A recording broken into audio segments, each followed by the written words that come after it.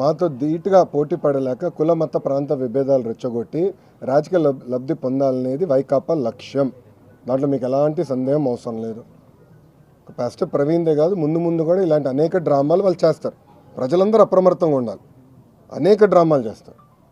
ఇప్పుడు ప్రభుత్వం ప్రతి ఇష్యూని సీరియస్గా తీసుకుంటుంది, దర్యాప్తు చేస్తుంది. ఒకవేళ ఎవరైనా తప్పు చేస్తే వాళ్ళు వదిలిపెట్టే ప్రసక్తి ఉండదు ఈ ప్రభుత్వంలో. ఎవరైనా ఉన్నాయి, టీడీపీ వాళ్ళు అవ్వచ్చు, వైకాపా వాళ్ళు అవ్వచ్చు, జనసేన వాళ్ళు అవ్వచ్చు, బీజేపీ వాళ్ళు అవ్వచ్చు, ఎవరిని అవ్వచ్చు.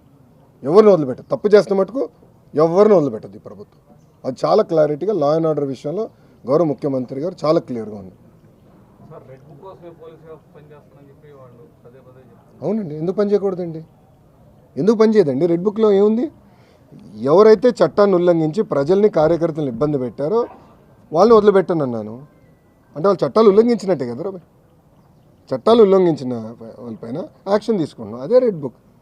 యాక్షన్ తీసుకుంటాం, దాంట్లో ఎలాంటి డౌట్ లేదు. ఇది రాజారెడ్డి రాజ్యాంగం కాదండి. గేట్లకి తాళు కడతాం, ఏం తప్పు చేయనోడి పైన దొంగ కేసులు పెడతాం. అలా ఎప్పుడు చేయలేదు. ఈరోజు జగన్మోహన్ రెడ్డి గారు ఫ్రీగా తిరగట్లేదు. Z+ సెక్యూరిటీ ఉందండి. అరే పవన్ అన్న కన్నా ఎక్కువ సెక్యూరిటీ ఉంది ఆయనకి. భలే ఉన్నారు. పవన్ అన్న కన్నా ఎక్కువ సెక్యూరిటీ ఆయనకు ఉంది. పవన్ అన్న classification Z category, Jaganmohan Reddy గారికి Z+. ప్రభుత్వమే బుల్లెట్ ప్రూఫ్ వాహనం ఇచ్చి, ఆయన ఆంధ్ర రాష్ట్రంలో ఎక్కడ తిరిగినా ప్రభుత్వమే బుల్లెట్ ప్రూఫ్ వాహనం ఇచ్చి వెళ్ళిస్తుంది. ఏనాడు ఆయన గేటుకి మేము తాడు కట్టలేదే, ఏనాడు ఆయన చేయాల్సిన కార్యక్రమాలు మేము అడ్డుపడలేదే, పర్మిషన్ ఇవ్వకుండా మేము పోలేదే. ప్రభుత్వం చాలా క్లియర్. ప్రజాస్వామ్యంలో ఆయన చెప్పాల్సినంటే చెప్పుకోనివ్వండి, దాన్ని ఎట్లా తిప్పుకొట్టాలో మాకు తెలుసు.